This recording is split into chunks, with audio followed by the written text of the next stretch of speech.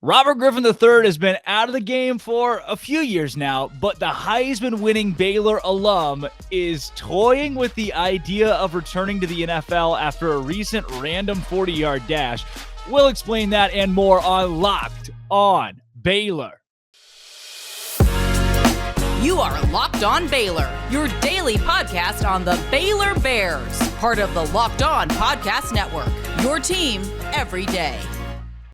All right, folks, welcome to Locked On Baylor. I am Drake Toll from Sikkim365.com, joined today by Cameron Stuart, who works in local news as a freelance reporter covering sports. Cameron, welcome back, and thank you for making Locked On Baylor your first listen every day. The newest, I should say, addition to the top 10 for podcasts watched on YouTube that are in the Locked On College podcast multiverse. Top 10. How about it, huh? Top 10. You know, Baylor in the top 10. Things that just kind of go together right now. Right. Or number 10 in general at Baylor. That was a buzz tweet right there. If you say that, like Baylor in top 10, things that go together, people will be like, yeah, darn straight. Whoever runs the Twitter account should have done that. Yeah, they should have. Dude, if I could find that guy that runs the Locked On Baylor Twitter account, that dude bangers constantly. How about a guy who wore number 10 at Baylor and was drafted in the top 10? And finished in the top 10 in Heisman voting. Yeah. What about specifically drafted at number 2? Is that what we're going with here? Yeah. That is what we're going with because it's true. Yeah. Can you enlighten me on who you're referencing and what context, why he matters for today's show? Robert Drake Griffin III of Coppers Cove, Texas. You mentioned in the intro he's toying with a comeback. I think he was always on board with the comeback thing.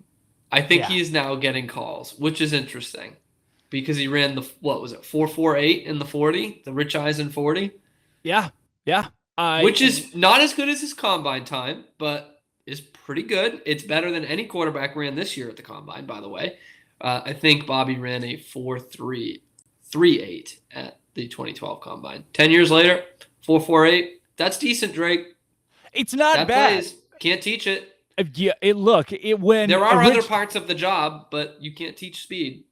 Originally, it was like this weird side tweet that someone was like, RG3 runs so-and-so. And then now CBS has picked it up and Yahoo Sports and Fox News, for some reason, did an article on it as well. Robert Griffin III, obviously a Baylor legend and somebody that Baylor fans have just, herald as a hero, as you should. He is more so, I think, than Art Briles. I'll say it. More so than Art Briles was the originator of Baylor football being put on the national map. It's the Heisman winner. Congrats on your Alamo Bowl. I mean, great and all, but how many New Year's Six bowls did Art Briles win? Not going to get into that conversation. Go Dave Aranda, whatever. I mean, as many as RG3, but yeah, go ahead. Okay, thank you. But he also, how many Heisman trophies did Art Briles win? And That's true. I win.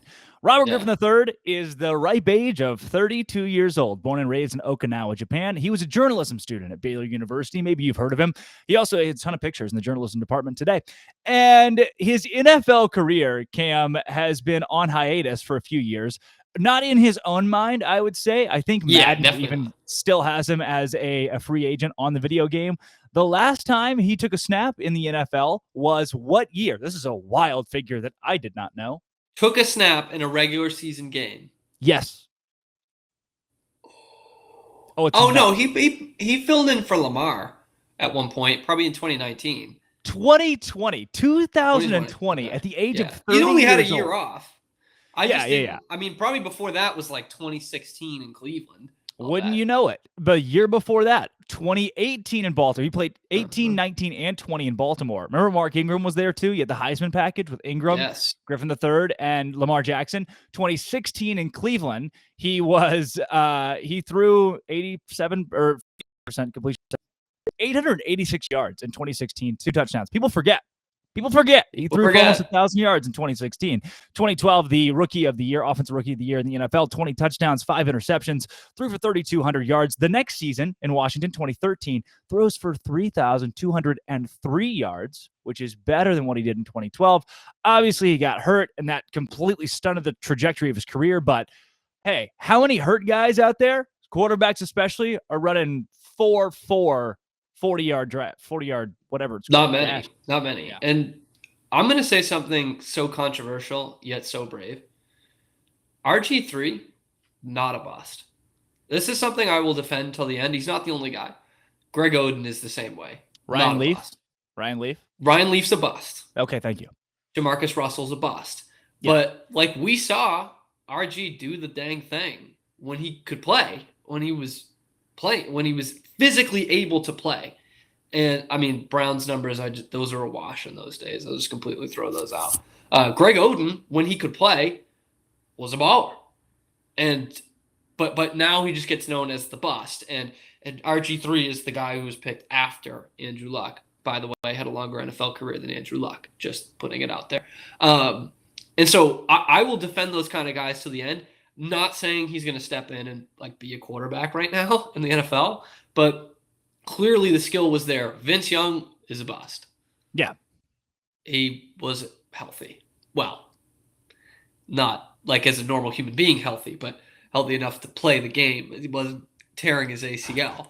RG, when he was on the field in Washington, was so good and was only getting better, like you mentioned with the stats there. So I don't know exactly where I was going with that, but I wanted to defend that he's not a bust. Thank you. Now, the idea that he's going to step back into the league is, but he's not a bust.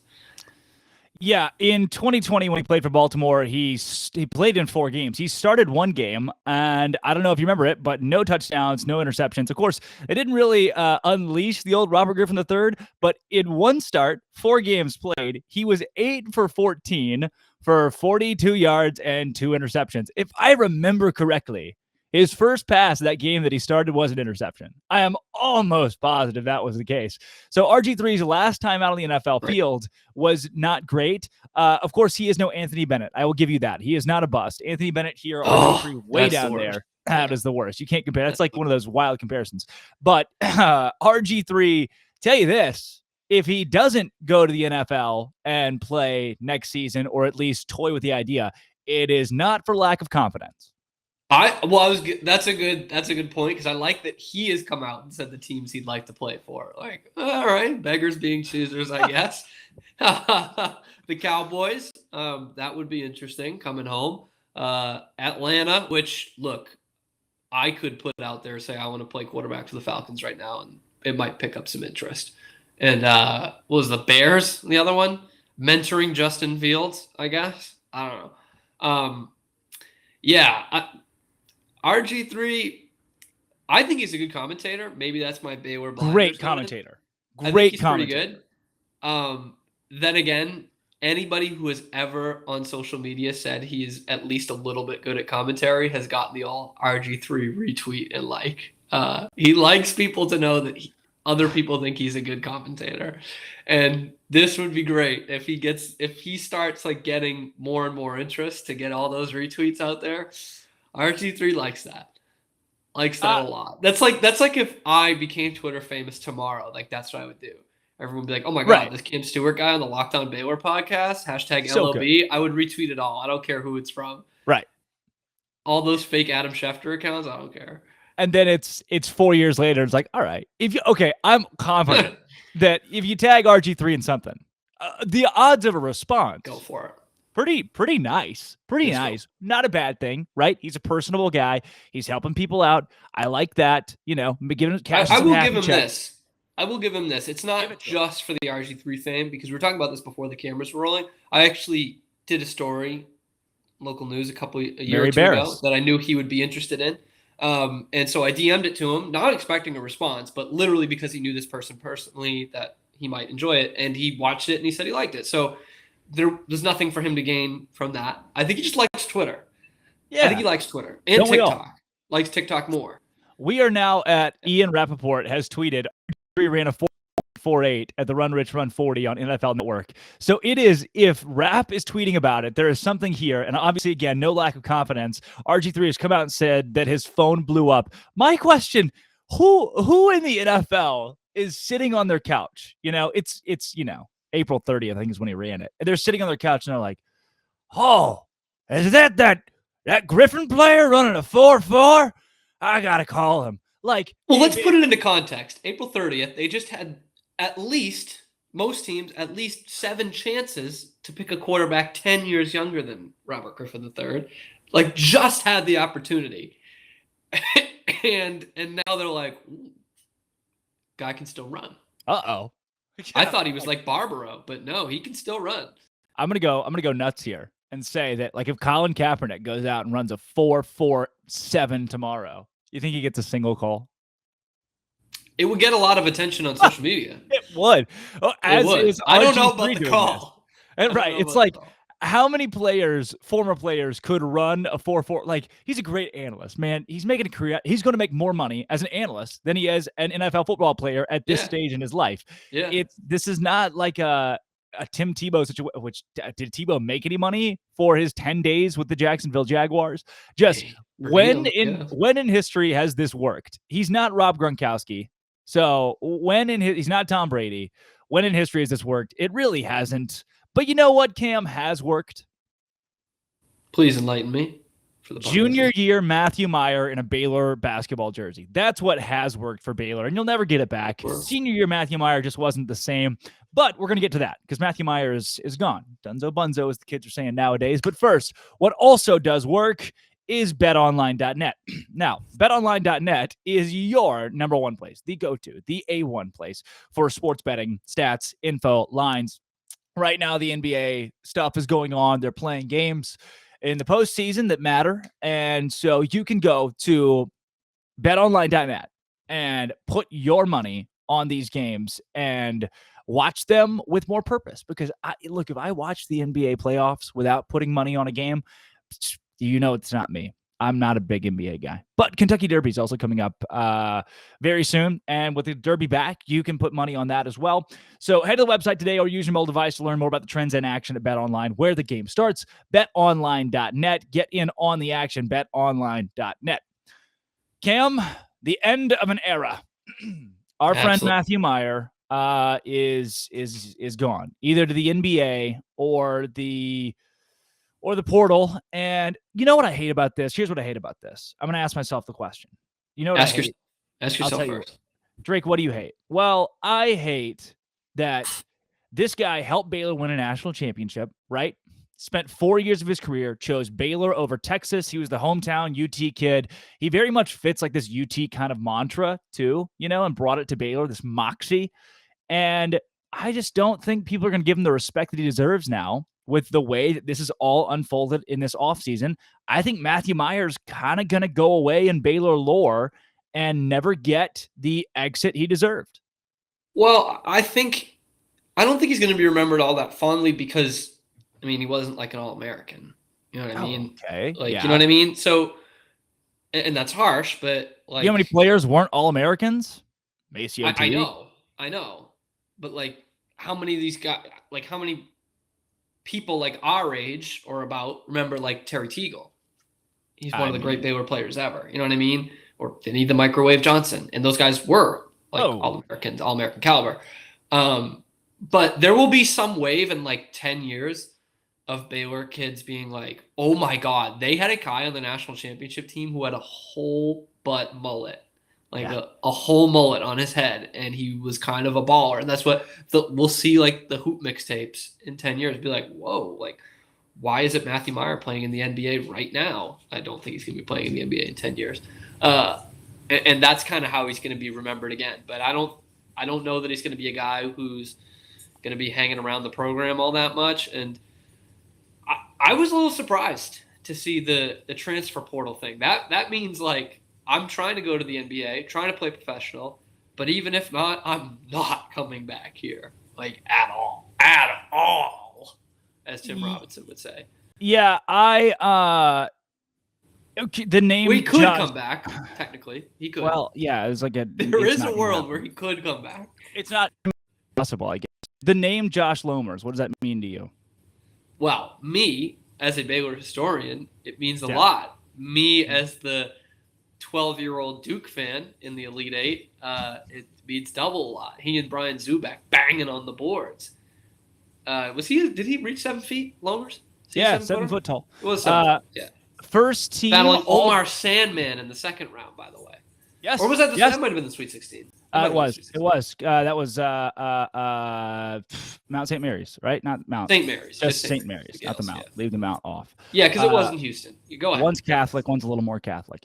So Lomers was first team All Big 12, academic honor roll. So not first team All Big 12. Distinction, academic honor roll. What are the odds? See, but what happened with Lomers is it's like this peaceful, easy feeling, this exit, this like, oh, thank you for your time here, sir. Well, I mean, most have a peaceful, easy exit, especially Scott Drew's players. Right. And Matthew Meyer just didn't get that. He got this clunky, like, am I in the NBA? Am I not? Am I with Baylor? Am I had this read at softball. This show is just already weird. I have this read in a PA book that's fans, are you with Baylor? That's how Baylor's marketing their season tickets for football this year, as if you don't buy season tickets, you're not with Baylor. Matthew Meyer, are you with Baylor? That's my question. That's the question right now. And Baylor fans, are you with Matthew Meyer? The answer is no. The bigger question is, can you see when I get an email across the screen? Because I just had like 3 in a row. No, but something happened with your microphone. It sounds like the glass is breaking behind you now. That's a little behind the fourth it's the wall. AC with this chandelier that I definitely bought and installed for sure. I'm glad that we've addressed that though. For the people at home that are like, what the hell? And it blows the chandelier. This artwork that I got. I'm telling you, the studio is being built. The ambient noise. A little bit of over a month away. The studio will be ready. Wow. Anyway, what were we talking about, Matthew Meyer? Matthew Meyer should be hailed as, in my book, I think Matthew Meyer should get a lot of credit as a Baylor player, and he's not going to get it. I think that he should, and I just wanted to send out a PSA to everyone at home. Please value Matthew Meyer as a Baylor legend. And I mean, are you going to remember him more than Jared Butler, though? Or no. Maciot? Well, you're right. I think you hit the nail on that. You really did, because like my 11-year-old. Thumb is going to have a great exit. Oh, for sure. Well, that's what we said about Meyer last year, too. So. But my 11-year-old's going to walk into the kitchen and be like, Dad, who's this guy with the mullet? Whatever happened to him? It's just dunks and three-pointers. And it's actually a picture of you right now on this show. Yeah, that's where I was going. Folks, we've entered the saddest part of the show today. Are you going to wait, you're going to break this now. You're not going to break it now. Breaking news on Locked On Baylor. Meyer. By the time this show airs, I will no longer have a mullet. Yeah, it's going away. It's going away after 6 months of hard work and effort. I was pit with a question. Do I perm it, which was an option on the table, by the way, or do I cut it off? And sadly, for everyone involved, cut it off won that argument. I would like to see the perm, honestly. Imagine. Can you imagine? I would get fired from so many Perms are probably better with darker hair, but I think you and what's his name, the BYU transfer. Yeah, a loner. Him and I could be him and I could be very similar in that. My dude looks like a statue in Rome. Like he does. That hair is ridiculous. It's chiseled. I don't know if it's the pictures we saw, but it's not. The hair's plastic. It's just kind of a helmet that he puts on every morning. It sits so perfectly on his head. It's a wonder. Every picture, it's the exact same to the hair. Yes, it's crazy. The next part of our show, I joined. It's finals week, folks. There's a lot of stuff going on. I've written 55 pages of things on top of locking on Baylor.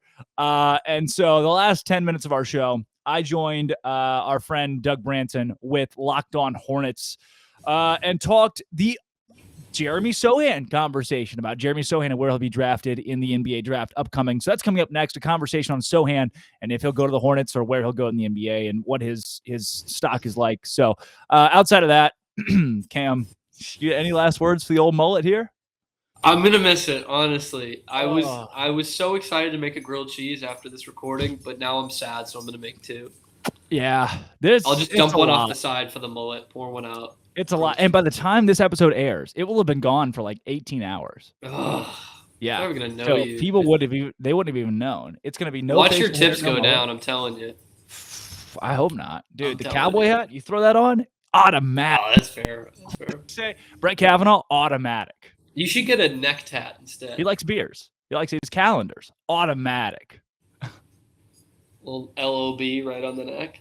Oh, jeez. Well, when we come back, it's Jeremy Sochan. But first, for those that are listening on podcast form, a message from our sponsors. For those that aren't, Hey, here's the Jeremy Sochan conversation. That's Cameron Stuart. I'm Drake Toll. Thanks for making Locked On Baylor your first listen every day. And here we go. Back here on the Locked On Hornets podcast, where we're going to dabble a little bit more into the interviews regarding the NBA draft prospects. And this time we're going to talk about Jeremy Sochan. At least we think that's how we pronounce it, at least at this time. Who's going to help us? It's going to be Drake Toll of Locked On Baylor. You can follow him on Twitter at Drake C. Toll. Drake, how do we pronounce this guy's last name? Because there's many schools of thought on this, as you said. Yeah, Walker, there's effectively like 6 schools of thought. And it's really tough. You just kind of throw it against the wall and hope that it sticks in a press conference and he doesn't correct you, which he's probably not going to. So at this point, we're between Sohan and Sohan. I think the flair of Sohan, if I had to pick the way that Jeremy is going to pronounce his own name, I'm going to say Sohan. But you know what? Let's see how many ways we can pronounce it and then go from there. You said there are 6 schools of thought. Are one of those schools of thought Sochan? Because that's where I landed. That is school of thought number 6. Doug, you have to be on the farthest end of the spectrum to get to Sochan. That is like North Carolina, 0 European culture, but that's okay. Well, it's also 0 minutes of college basketball watched this season. I think that's the problem. Well, I'll tell you this. If you times that by, 100, that's how many minutes of Hornets basketball I watched this season. There you go. So Perfect. We are right there on par with one another. Okay, so maybe we're going to learn a little bit more about each other's team. You can watch a lot more Hornets basketball if Jeremy, Sohan, Sochan, Sohan, whoever's going to be playing for us here, maybe he will be the draft pick. In an impressive season this past year, 9 points per game, 25 minutes per game, coming off of the bench. Only started just once there with Baylor and played in 30. Shot 47% from the field. Only shot 30% from 3. But a lot of people love Jeremy Sochan for his versatility. Is that something you think is probably his biggest strength, Drake? Yeah, it's that NBA archetype you hear a lot of guys talk about. It's not that a player necessarily was the best player on his team or the best player in college, because don't get me wrong, if I'm looking at who on Baylor's roster is ready for the NBA right now, you got guys like Matthew Meyer, who's been there for a few years. Adam Flagler's a great guard. Kendall Brown, you mentioned too, but Sohan has that potential. The ceiling is really high for this guy, and I think that's what's got him right there on those mock drafts at that 10 to 12 spot. I've seen him as high as 7 or 8 as well. So, his stats are not going to jump off the board to you. What's really interesting about him too is that coming into Baylor, he didn't expect to have the role that he ended up having. You had 3 or 4 injuries. Jonathan Chachua goes down with an injury. You also have 1-2 Langston Love in the preseason as well that really just sprung Jeremy into action. I remember him saying preseason that he was going to stay at Baylor no matter what. He wanted to be here for at least 2 years. And then he's the 6th man off the bench for a 1 seed in the NCAA tournament. And now you can't pass down the millions of dollars that come with being a lottery pick. So there's a lot of upside. I know he's I would say there are plenty of areas where he's got to work on his game, but I like what Jeremy brings to the table. Yeah, and it looks like, not the one thing, but one of the bigger problems with him is the 3-point shot and just his overall jump shot. Do you feel like that can come along with his game as he improves in basketball, or is that just something where maybe he's going to be more so kind of a Scotty Barnes, right? Maybe not to the level in which Ben Simmons turned out, but you get the point, that kind of prospect coming into the NBA draft? Or do you think there is, this guy can certainly develop a shot from deep? I think a big part of this is vertical quickness. And that's something that I think plays into a basketball player's shot as well. And for Jeremy, he's not his trigger's just not fast enough to be a catch and shoot guy, I think, at any point in time in his career. So I don't see Sohan being a vital part of the offense on the outside for any NBA team. You look at his 3-point percentage this past season at 30%, and that just wasn't his game. He was wide open if he was going to take a 3. If it was contested, he's probably passing that thing off. And even the ones that were wide open weren't automatic. So I don't think you're going to get a 3-point shooter or a shooter in general out of Jeremy Sochan at any point in time in his NBA career, maybe from the mid-range, but I don't see him developing a 3-point shot. Again, maybe not as dramatic as, especially early days Ben Simmons, but Sohan's a guy that you want to get inside who can make athletic plays and strong plays on the interior. And at 6'9", maybe he's undersized for an NBA forward, but I think that small forward spot is probably going to play him well. He's 18, right? He's an 18-year-old kid, and I think of the guys that are in the top 15 of this NBA draft, he's maybe the least developed from a physicality standpoint. Like, the guy's still got room to grow, it feels like, when you watch him play. And that's going to come in the first couple of years in the NBA, and I think that's where he can elevate his game, but I don't think a shot is part of that. So Baylor obviously had a disappointing tournament run. Take us through the Jeremy Sochan experience in the NCAA tournament. What did you see in those games? Holy cow, dude. That was the explosion of Jeremy Sochan. I think that question right there nails the reason that he is the top Baylor player on this draft board, when Kendall Brown was a guy coming out of high school that a lot of people were really high on. Mock drafts, top 10 pick preseason. And then in the postseason, it was that North Carolina game that everybody points to, where it felt like Jeremy just jumped off the page. People were tweeting it. Like, I think Dennis Rodman was trending because people were likening Jeremy Sochan to like Dennis Rodman had nothing to do with it trending, and mostly the haircut too. But the physicality, the level of play that he brings to a basketball game that Scott Drew really instills in all of his players, I think it goes a long way NBA wise. Royce O'Neal, for example, right? Like, you look at Royce, and if you are an opposing player, you hate Royce O'Neal. You're like, gosh, dang it, this guy is just the worst. And as someone that, if I wasn't a Baylor fan, I would probably feel the exact same way. And that's what you get in Jeremy Sochan. You're like, I don't want to play against this guy because he's just hard-nosed, tough. And he showed that against North Carolina. He showed that, I mean, it was a short run, so I guess against Norfolk State. But that UNC game won him $500,000 or more because his draft stock, he became someone who was on the map of these NBA mock drafts more so than anybody else in this Baylor team. See, I mean, you've been watching. I'm going to go Sohan. You went Sohan. I'm going to go Sohan. We'll balance it out. One of us will be right. So on Sohan, you've watched him particularly closely as the host of the Locked On Baylor podcast. And that's what this network is all about. It's about that local angle, the local depth. So even someone that did watch one or more minutes of college basketball, unlike me, but someone that did watch college basketball, maybe they know a little bit about Sohan, but what's one thing that you wouldn't know unless you really paid close attention to his story, his recruiting journey, and his time at Baylor? Dude, I love that question because there's so many. This guy continually in the middle of the season, you'd be like, what? You would learn something new that you're just completely confused about. He was born in the middle of nowhere in Oklahoma and has the thickest mixture of a Polish and English accent. Like, you don't think Oklahoma, he's probably going to sound Polish. And then he sits at the podium and you're like, holy crap. That's the coolest accent I've ever heard in my entire life. And he's just got this way about him that is so, I don't want to say naive necessarily, but like this tender-heartedness that is probably going to go away within the first year of being in the NBA. But he's got this personality that is infectious. Like, you can't help but love the guy off the floor. That's why I was getting weirdly defensive during the NCAA tournament when everyone was tweeting like, this guy's a punk. I wanted to respond individually to all of them and be like, no, I know him. He is not a punk. He is a nice young man. You wanted to do this Stephen A. Smith. I know him personally. Yeah. He's a good friend of mine. I was going to put out a video and everything and like public service announcement, have like a, something really dramatic. But that's what you get is just in the time that I spent around, I was like, I love this guy so much.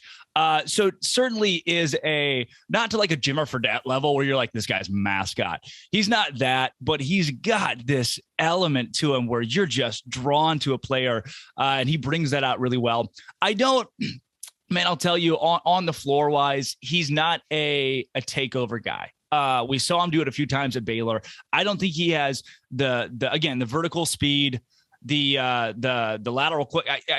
All of it put together. He just doesn't have that. Put the basketball in his hands, go score 15 in a row to bring a team back. But off the floor, he's going to bring you an unbelievable personality. On the floor, he's going to bring toughness and hard work.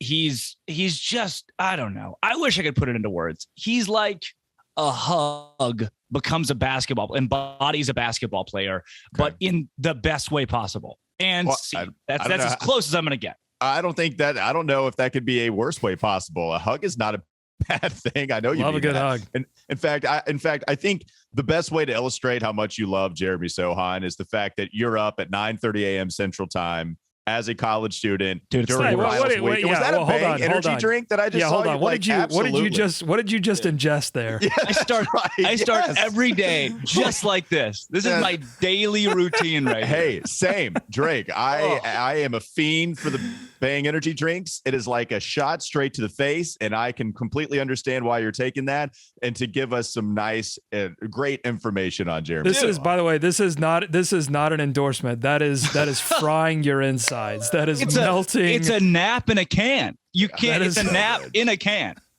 It's like a hug in a can. It's a hug, but like a slap hug. I just slapped you. Now here's a hug to coddle you. Or more like a slap. Drake, good luck during finals week, man. All the praise to you. Appreciate you hopping on with us to talk about your boy, Jeremy Sochan, here on the Locked On Hornets podcast. Dude, that luck, I need it. And if he's still available when the Hornets come up, they got to take this guy because he's going to make an impact to whatever NBA team he goes to on and off the floor. Yeah, and we get a chance to talk again, and hopefully we can do so not at 9:30 a.m. Central Time. That's Drake Toll. Go follow him on Twitter to find out more information about Baylor and maybe even some Sohan tweets. He might come at you if you call him a punk. So if you don't do that, you should be all good. Follow him on Twitter at Drake C. Toll. Appreciate Drake and appreciate you guys for listening to the Locked On Hornets podcast.